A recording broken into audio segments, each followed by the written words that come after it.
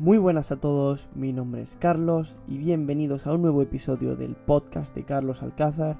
En este día vamos a hablar sobre la inversión en oro, la inversión en plata, vamos a dar bastantes datos sobre estos metales y bueno, en definitiva os voy a contar un poco sobre por qué pienso que pueden ser buenas opciones para invertir y vamos a hablar un poco sobre la evolución histórica que han tenido, etcétera.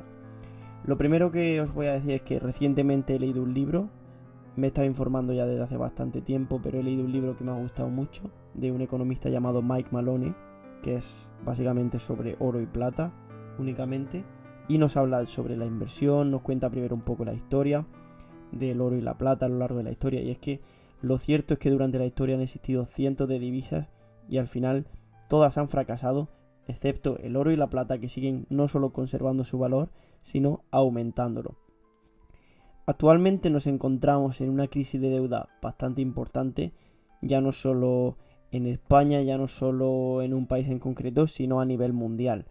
Al final, en este caso, vamos a hablar más sobre el dólar, que al final es la divisa reserva, la moneda reserva a nivel mundial, en la que se utiliza para todas las exportaciones, por ejemplo. Al final todo el mundo acepta dólares para pagos internacionales. Y parece que en el corto plazo de momento no esté teniendo tanto impacto, pero la verdad es que la impresión masiva de dinero y las políticas monetarias seguidas por los bancos centrales, desde luego que no le hacen ningún bien a las divisas. Y es que hemos visto como en este último año 2020, con toda la pandemia, más del 20% de los dólares que existen actualmente han sido impresos en este último año, en el año 2020. Y sin embargo, de momento no se refleja en la inflación, una situación incluso de posible hiperinflación que podríamos llegar a sufrir. Sobre la historia del dólar y relacionada con la Fed. La Fed, la Reserva Federal, el Banco Central de Estados Unidos, fue creado en el año 1913. Entonces, en ese año fue cuando podríamos decir que el dólar empezó a morir, porque fue cuando se creó esta Reserva Federal, este Banco Central, que empezó a imprimir dinero. ¿Qué era lo bueno? Que todavía estaba este dinero respaldado por oro. Entonces todavía había cierto respaldo y sí que es cierto que no hubo tanta varianza, tanta diferencia entre el precio del oro y lo que era el valor del dólar. Esta muerte, por así decirlo, del dólar, de la divisa, tuvo lugar en el año 1971, cuando el presidente por aquel entonces, Richard Nixon, desvinculó el dólar del patrón oro. Esta podríamos decir que fue la muerte total. Desde entonces, cualquier gráfica que miremos comparando el valor del dólar y el valor del oro, vemos como a partir de ese año claramente hizo que perdiera todo su valor. Y de hecho es que el dólar en los últimos 100, 120 años ha perdido más del 95% de su valor con respecto al oro, y más que seguirá perdiendo, porque al final se siguen imprimiendo dinero de estas formas, de forma indiscriminada, sin ningún control, pues seguirá pasando esto y cada vez el dinero valdrá menos. Entonces cada vez con una cantidad menor de dólares, de euros, de cualquier otra divisa, podremos comprar muchas menos cosas. Hemos visto también cómo las deudas de los países van aumentando. En España tenemos una deuda ya en torno al 130% del Producto Interior Bruto. Y en Estados Unidos la deuda no es tan alta en porcentaje como la de España, pero al tener más población y al emitir, como hemos dicho, dólares a todo el mundo, al exportar y al ser la divisa reserva, la deuda ha ascendido bastante y es una deuda ya de 28 billones de dólares. En inglés sería 28 trillions, ¿vale? En español no sería trillones, hay esa diferencia del billions y billones, no es lo mismo. Y lo que queremos decir básicamente es que esta deuda es una deuda tan grande que por mucho que se gaste menos dinero y se vaya reduciendo esa deuda, realmente llegaría un momento en el que no se podría pagar, porque al final vemos cómo se está creando dinero de la nada, son los bancos centrales los que crean este dinero y los que van metiendo ese dinero en la economía a través de los bonos. Entonces, al final, esa deuda nunca podría ser pagada, realmente podría reducirse, pero ¿hasta qué punto? Porque al final todos esos intereses de deuda que hay que pagar a la Fed realmente no se están pagando. O bueno, realmente sí se van pagando, pero se pide más dinero prestado para pagarlo. Entonces, como no tiene mucho sentido toda la política monetaria que están siguiendo, al final la deuda están haciendo que no valga nada. Y el momento en el que la gente deje la confianza en estos bancos centrales, pues al final puede ser que estas divisas caigan. Veremos qué sucede. Por ello, vemos también como el caso de las criptomonedas actualmente no me quiero salir demasiado de la temática del podcast, pero hemos visto cómo las criptomonedas recientemente están subiendo bastante su valor comparado con el dólar. Y es que al final la gente está depositando su confianza en estas divisas de cara al futuro. Y vemos cómo puede ser una alternativa interesante. Y al final las divisas establecidas por los gobiernos puede que en algún momento acaben por ceder ante semejante impresión, semejante políticas monetarias que no dejan de ser al final una locura. Si los comparamos con todas las otras divisas y todas estas situaciones, como hemos visto, la historia nos ha mostrado innumerables situaciones en las que la inflación, incluso la hiperinflación, y al final estas divisas acabaron fracasando. Y esto comenzó desde Grecia, Roma. Luego tenemos un ejemplo relativamente reciente de hace un siglo, cuando Alemania, al inicio de la Primera Guerra Mundial, tuvo una hiperinflación con los marcos al tratar de imprimir dinero masivamente para financiar la guerra, etcétera. Luego tenemos ejemplos mucho más recientes, tenemos Zimbabue, por ejemplo, Argentina, no tan extremo, y luego el caso más extremo tenemos el de Venezuela, en el que actualmente, hace de hecho una semana, apareció un nuevo billete que creó el gobierno, que es de 1 millón de bolívares. Y puede sonar a que es mucho, porque realmente si tienes un billete de 1 millón de bolívares, pues ya podríamos decir que eres millonario. Pero la cosa es que este billete apenas equivale a la mitad de un dólar. Y teniendo en cuenta que esto sale hace una semana y la inflación que hay allí, probablemente ya valga a lo mejor 40 centavos. O sea que al final vemos cómo esta hiperinflación acaba empobreciendo. Realmente es un impuesto silencioso que te venden como si fuera algo bueno, que haya inflación, tal, porque los sueldos suben, pero realmente la capacidad adquisitiva de las personas también baja. Entonces al final, ¿quién sale beneficiado aquí? Las personas que tienen activos, que van ajustados a esa inflación, y entonces no pierden poder adquisitivo porque sus activos les siguen generando ingresos que cada vez son mayores. Puede que esta divisa tenga menos valor, pero al final, como también suben el precio de estos productos o servicios que ellos venden, pues ellos no sufren las consecuencias. Las consecuencias al final las sufre siempre la gente más pobre, la gente de clase media, los cuales precisamente estos bancos centrales y estos gobiernos dicen ayudar. En el caso del oro, antes de que nos dispersemos un poco y nos vayamos del tema, podemos ver el caso, lo comentaba en uno de mis últimos vídeos en YouTube. Por cierto, si no estás suscrito, te invito a que lo hagas. El canal es Carlos Alcázar en YouTube, y ahí tenemos muchos vídeos sobre inversión, análisis de diferentes empresas, educación financiera, etc. Como digo, en uno de mis últimos vídeos comentaba cómo en el año 1900 el precio promedio de una casa era de $4.300, una casa promedio en Estados Unidos, y lo cual equivalía en ese momento a 6,5 kilogramos de oro. Actualmente el precio de una casa promedio en Estados Unidos es de $310.000, lo cual equivale a 5,8 kilogramos de oro. Es decir, con menos oro ahora mismo puedes comprar una casa promedio en Estados Unidos, pero sin embargo, si te hubieras quedado con los $4.300 del año 1900, ahora mismo probablemente no podrías pagar ni el alquiler durante medio año.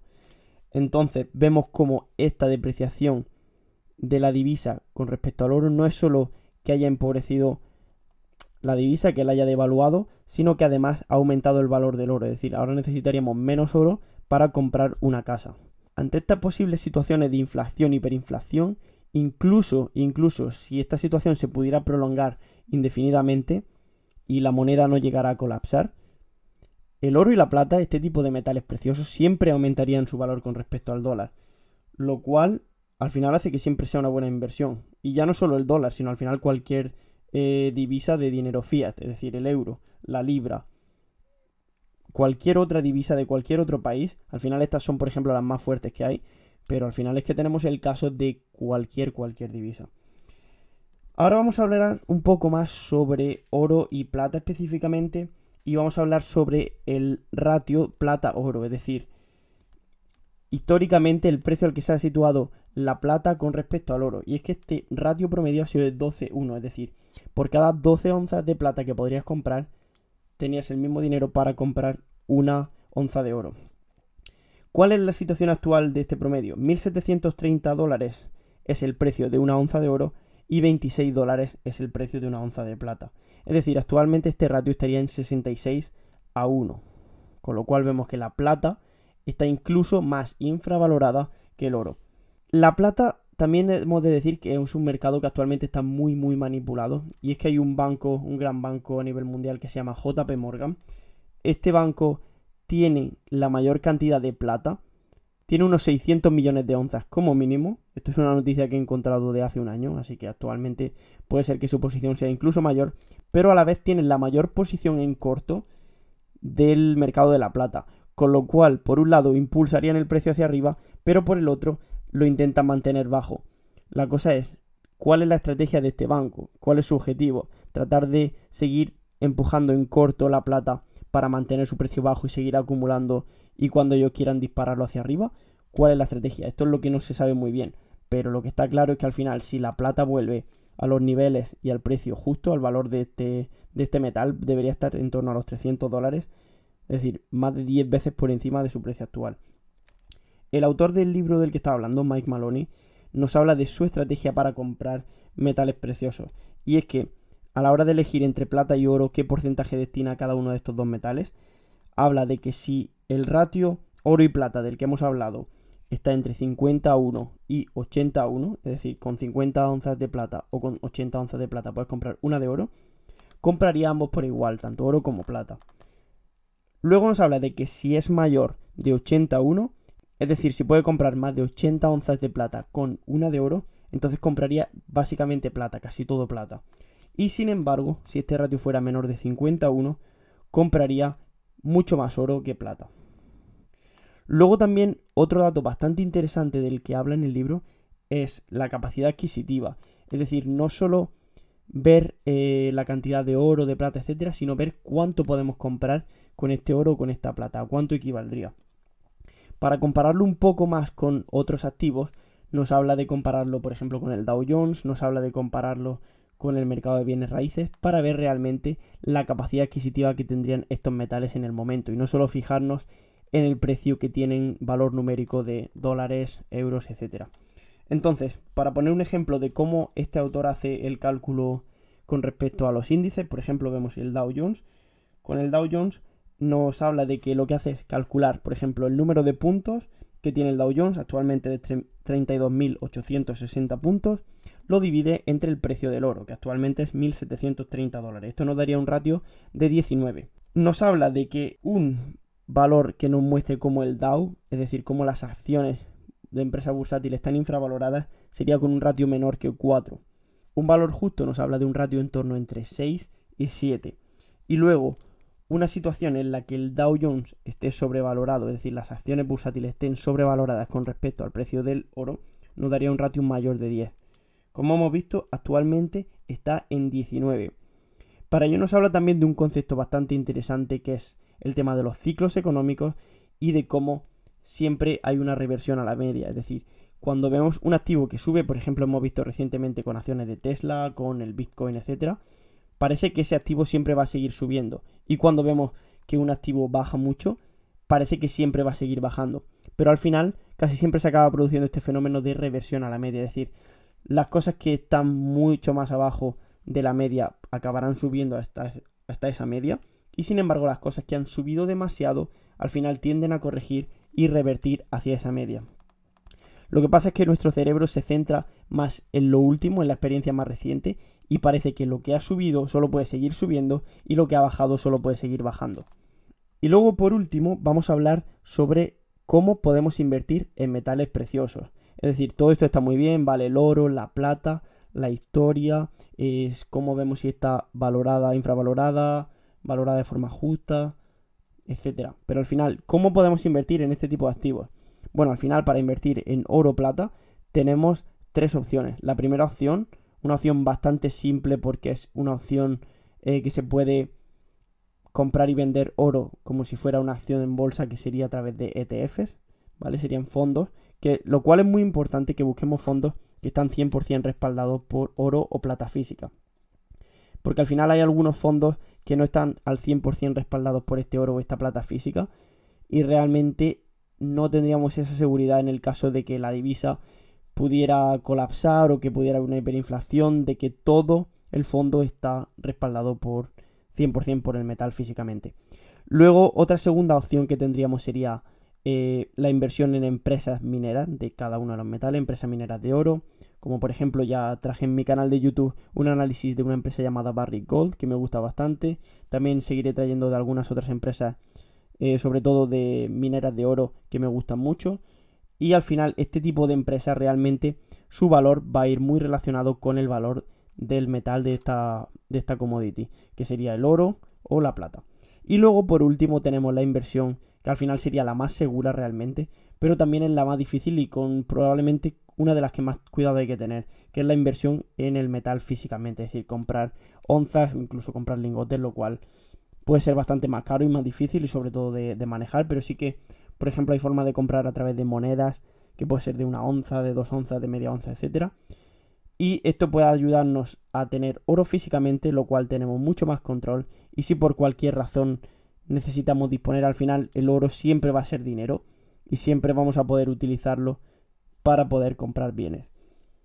Esto es muy importante saber a quién estamos comprando. Es decir, no podemos llegar ahora y buscar en internet cómo comprar o dónde comprar oro físico y ver el primer sitio que nos salga, un primer teléfono o lo que sea, meter nuestra tarjeta de crédito y esperar a que nos llegue las monedas o el dinero el oro que hayamos comprado, como si nada, porque probablemente podamos encontrar alguna web que sea una estafa, etcétera. Entonces es muy importante aquí revisar dónde estamos comprando, a quién estamos comprando, buscar opiniones, ver si estamos comprando a alguien de confianza o a alguien que posiblemente no lo sea, ver si estamos comprando en un sitio con experiencia o a alguien con experiencia.